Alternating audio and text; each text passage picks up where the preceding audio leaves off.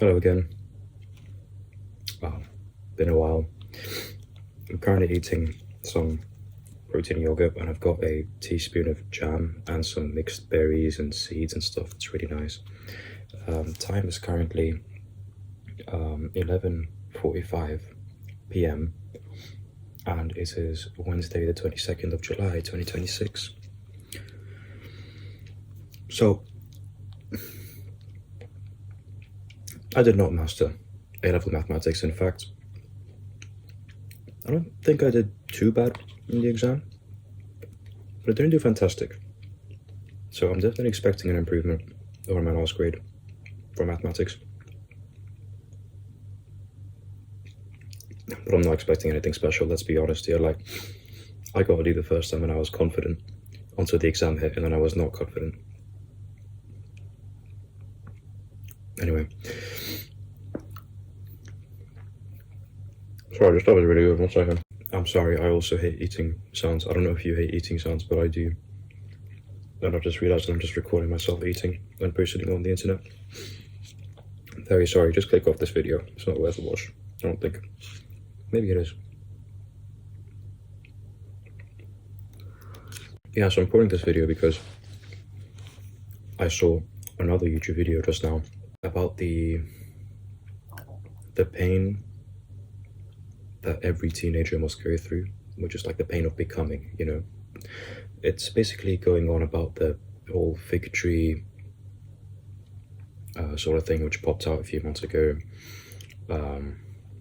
Puer Aeternus, this whole sort of concept of realizing that in order to become something that you want in life, I don't know if I should be looking at the camera, which is on the side here, because I'm using an older iPad, or at this, whatever.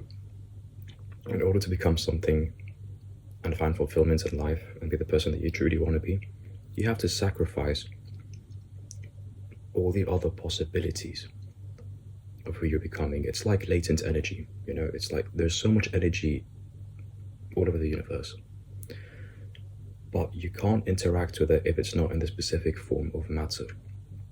And once you take a bit of that energy and put it into that form, you're losing access to the rest of it. It's like you can see all these possibilities, but as soon as you solidify and crystallize, constellate in that form, all of a sudden you lose access to everything.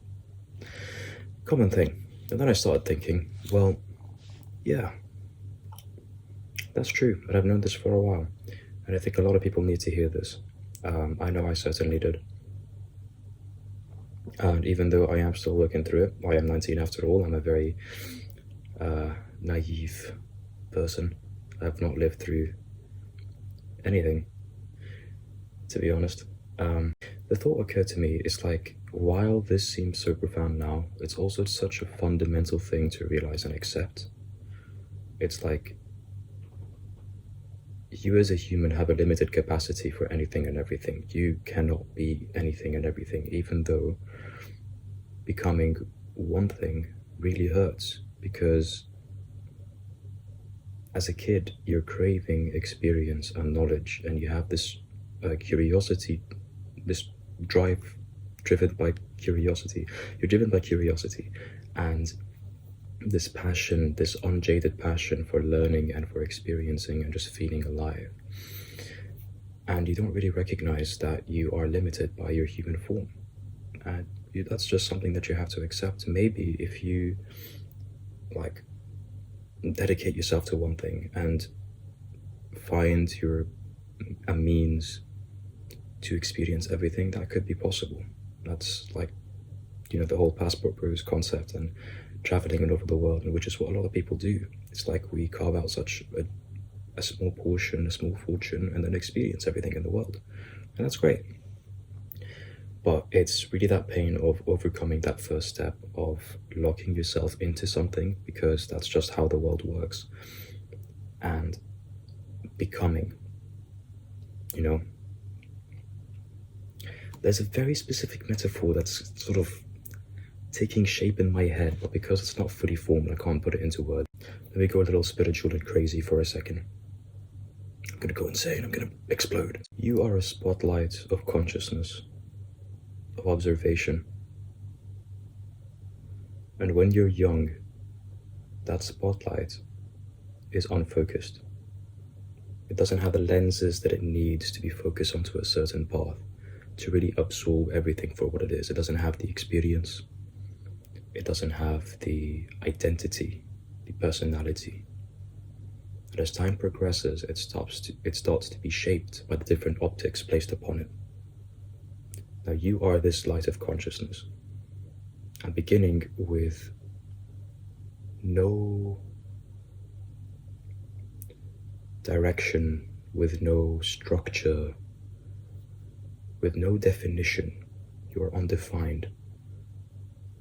Your consciousness is less of a spotlight and more of a floodlight, and you can see everything on the horizon. You know, you can be an astronaut, you can be a firefighter, you can be a writer, you can be whatever you want to be. You can eat this at midnight and make a video which only you're going to care about. But as time progresses, you realize that you're lacking the depth because you're a floodlight. The light goes somewhere and you can see the surface of everything, but you can never quite go deep enough to really feel content and satisfied. And so you keep hopping around and hopping around and hopping around, trying to find that satisfaction and feeling of fulfillment. But you never really get it. And what you don't realize at that point, when you're this floodlight of observation, of consciousness, is that what you're looking for is that depth. And you must begin to place layers of optics around yourself to focus your observation. And this is something to do with meditation, not quite. We need to focus your observation onto a very specific area of the universe, or energy, or possibilities. I'm going to call the possibilities, right? Different spheres. Imagining like an ocean of particles surrounding you, up, down, left, and right. And you're just looking at everything and embracing everything. But if you really want to experience a portion of it and like have that depth and fulfillment and experience, you have to focus your optics so that you can bring your consciousness and awareness to a single selection of it. And then maybe once you get to the depth of that, or once you're satisfied with the depth that you've gone in that area of life, you can then pivot your optics or change them slightly so you can keep on going from one to the other. And that's how you can continue to be fulfilled in life. It's like we've been taught since birth, basically. This has been reinforced. I'm fairly certain that whatever age you are, this will be reinforced by the media and by everything and everyone. We keep on telling ourselves that we need a sense of purpose, that if we don't have crap figured out, then everything's going to fall apart. You know, if your purpose in life is to reproduce and literally just have children, you've got your purpose and you set it out. Well, then most people don't feel fulfilled at that point, and then they go into depression and shit. Or if your purpose in life is to make loads of money, then there you go. If it's to find ecstasy or bliss, sometimes you turn to drugs, sometimes you turn to religion, and go into many different extremes whilst ignoring everything else. If life is an ocean, you're looking to a waypoint and traveling by the winds without realizing all of the currents that are underneath you. If you just dove down and looked, that on the way you might see so many different coral reefs, fishes, creatures you've never ever seen before. And you'd be missing them all because the only thing you're focused on is that one objective, and you're sailing towards it by the wind. You haven't discovered any of the currents. You haven't acknowledged that there is an ocean in front of you, and you're completely disregarding that. What I've painted here is two extremes. It's the person who's been laser focused on their goal that they forget about everything, on the person that has no goal at all and is looking at absolutely everything and displaying the behavior or displaying the attributes of indecisiveness when they're really just so infatuated and lost in the excitement of everything that they forget themselves. that they're too afraid of losing that joy, that happiness that comes with, I want to say freedom, but it's not freedom, is it? Because you're still bound by your own desire to be free.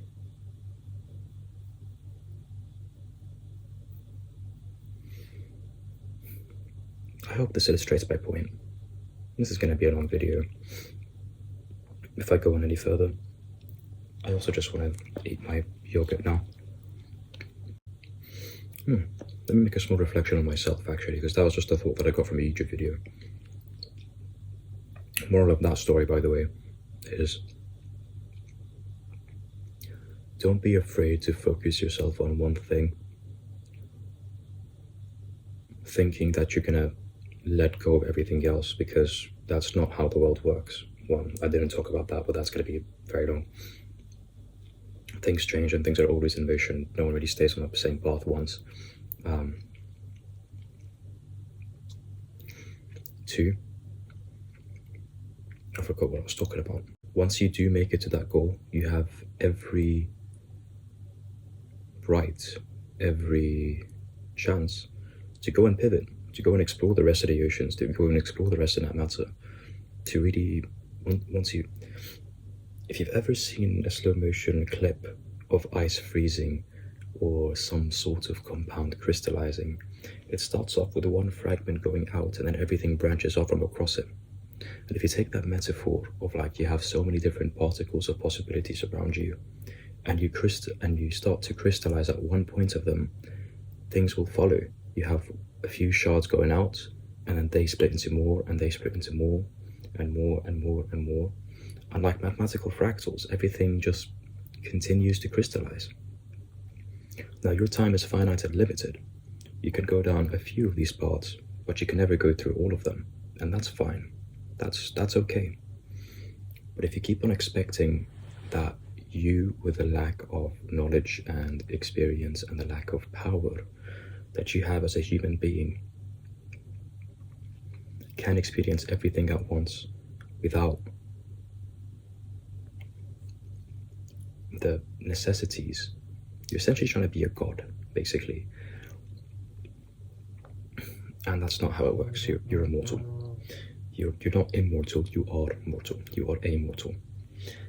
So that doesn't work, unfortunately. But you can, if you do end up doing that, you forget and you miss out. You waste all your time chasing everything, and you never get to experience one of those fractals, not even one. You might get a couple, but imagine how many you're missing out on if you start too late. Anyway, now my self-observations.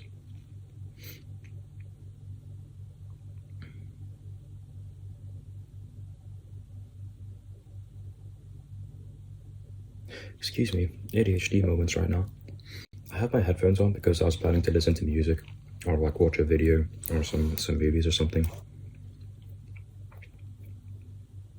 But like, I forgot and I decided to record a video instead. Holy ADHD moments, bro. I've had 6. Maybe 7. Anyway. That ties in nicely. You know when you keep on getting advice from people and from the internet, say you have sleep advice, right? You're like, I really need to fix my sleep. I really need to fix my sleep schedule. I'm not sleeping well. There's so much different things that I need to fix, or I need help. I don't know how to do it. So you get different advice to tell you to get a sleeping mask, or get earplugs, or I don't know what else. Make sure that you use blackout curtains, no screens before bed, don't eat before bed. It's advice that I should probably take, considering I'm having this and recording a video in a lit room at midnight. Extra irony there. So you have all this advice, but you're like, great. It doesn't apply to me, does it? Yeah, it doesn't apply to me. And then you just keep on doing whatever you were doing and then be surprised when everything fails and you're really sad about it. Yeah, I feel like everything I just talked about is a very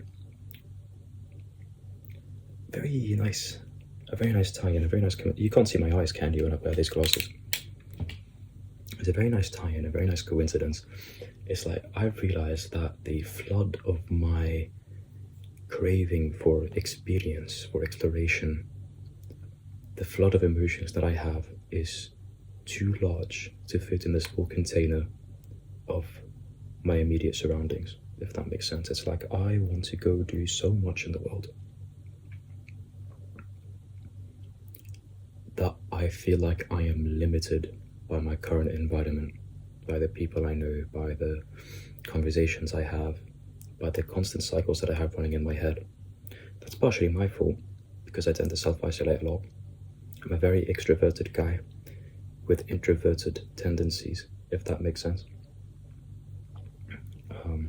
So I definitely do thrive around people, but I try to cut myself off because of an old personality which I've had. It's a weird pattern. I'm going through therapy and shit.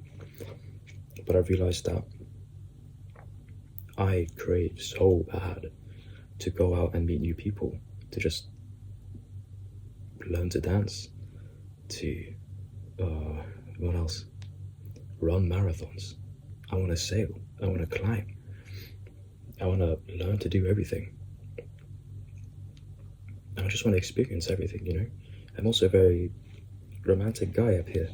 It's like very cheesy if you're my family. It's gonna be a very awkward conversation if you find this. Sometimes I dream about going on a midnight walk, sitting in my usual spot where I watch the moon and the river, where I'm in London, and finding someone already there, and just chatting for hours, maybe even falling in love and having 5 or 6 kids, and then we move to, I don't fucking know, Morocco, Algeria or something.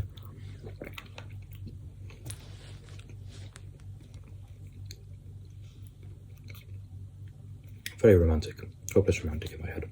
I really do hope you're okay with the eating. I'm very sorry, but I'm hungry, and you're also on the fucking internet, so like, who cares? I'm sorry, not sorry, you know. But yeah, I really want to go out and explore and do things. And I do have that craving, the passion, the urge. But I'm afraid. And I don't know of what. I can't seem to get the courage to make the first move and just go out there. I'm not sure if it's a courage issue. It's more of a fear of what I would become if I were to do these things, because I didn't have too much direction as a kid. I wasn't taught too many things, and I had to figure things out on my own.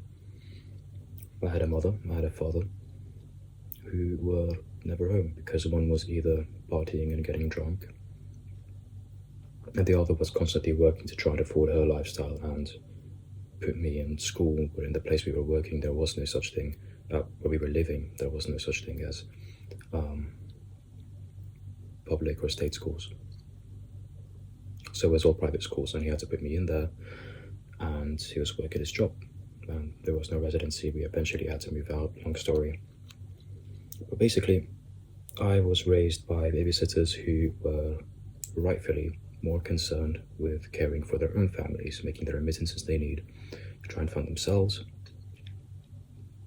which is fine, not blaming them. But they basically became guardians, which I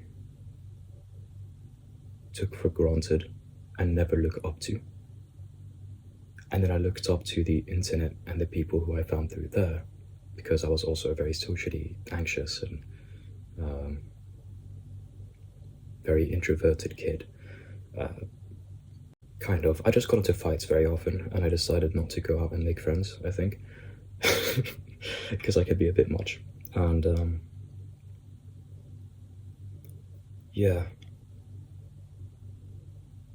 I developed like this protective personality, a structure for how I should be, and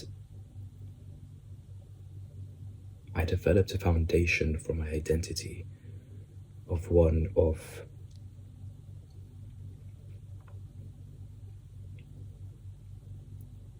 truth, if you know what I mean. It's like I had no anchor of truth, and so I had to tell myself that I am the anchor of truth. And I became a very self-centric, very self-absorbed person. Well, I wasn't though, was I? Because whenever I had any pocket money or something, when I did get that, I would spend it on all my friends, or the people that were around me, who were living in the building. But then I never felt truly safe and seen around them. I don't know. It's something to talk with my therapist about. But I sort of became like this divine light, this anchor of truth. What am I trying to say here? If everything in the world is a relative, I became the anchor that ties it all together and try to coach my friends and treat them as my subjects. If you know what I mean. It's like I cared for people very deeply, and so I wanted them to fit into my perception of what I thought the world was. And that perception was very flawed and centered to me. But here's where the thing kind of messes me up. It's because that thing which is centric to me, that foundation which everything revolves around, isn't actually anything to do with me. Well, I suppose it's a way of trying to believe that I'm a good person. But that foundation, that core in me, is putting myself down so that I can lift people up. I'm just self-contradicting myself 1,000 times over. I'm very sorry. This must be very confusing to listen to. I'll tell you what, this is something I need to journal on for a while. And maybe I can do a reflection on it, a video reflection on it. It's strange. Usually things come to me naturally when I just talk to a microphone or a camera. Like I have hours of recordings of me just yapping and then suddenly coming to clarity, but it's not happening this time, so we'll see. I'm just gonna enjoy my yogurt. I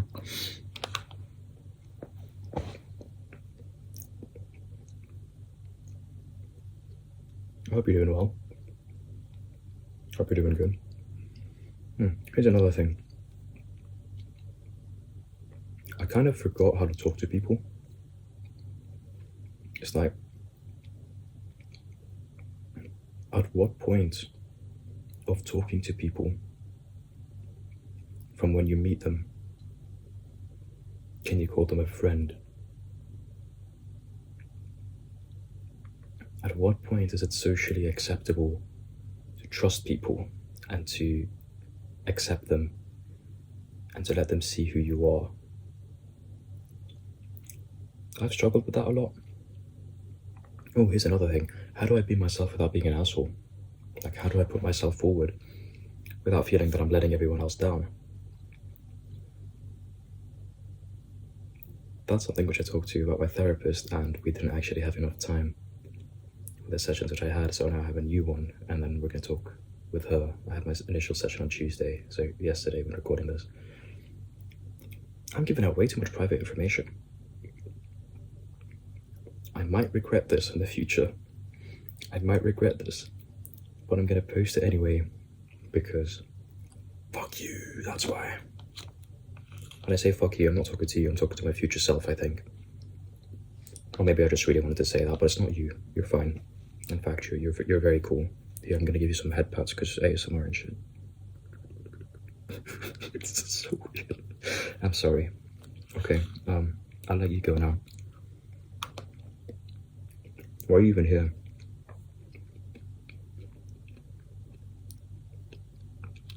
Okay. How do I say bye without it feeling weird? Bye, I'm gonna press the red button now. Bye.